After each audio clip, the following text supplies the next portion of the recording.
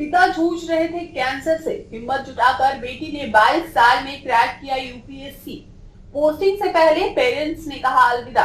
पंजाब के मोगा में जन्मी रितिका जिंदल ने संसाधनों की कमी का रोना नहीं रोया और ना ही उसे अपनी मंजिल तक पहुंचने में बाधा बनने दिया।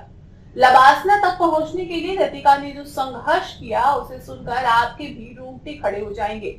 आइए जानते हैं कि रितिका की संघर्ष भरी सफलता के पीछे आखिर क्या कहानी है। रितिका बचपन से ही पढ़ाई में अव्वल रही थी। कक्षा 10वीं और 12वीं बेहतर मार्क्स से पास करने के बाद दिल्ली यूनिवर्सिटी के Shri Ram college of commerce में एडमिशन लिया। उन्होंने ग्रेजुएशन में भी टॉप किया। उनके ग्रेजुएशन में 95% मार्क्स थे। इसके साथ रितिका ने यूपीएससी की तैयारी भी शुरू कर दी थी।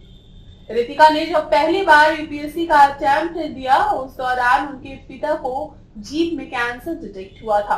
मुश्किलों ने यही साथ नहीं छोड़ा और रितिका के दूसरे अटेम्प्ट के दौरान उनके पिता को लंग कैंसर हो गया।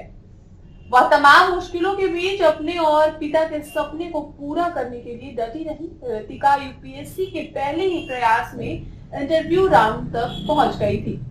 रितिका ने यूपीएससी दूसरा अटेम्प्ट साल 2018 में दिया। इस दौरान उन्होंने अपनी कमियों को सुधारा और ऑल इंडिया में 88वीं रैंक के साथ यूपीएससी पास की।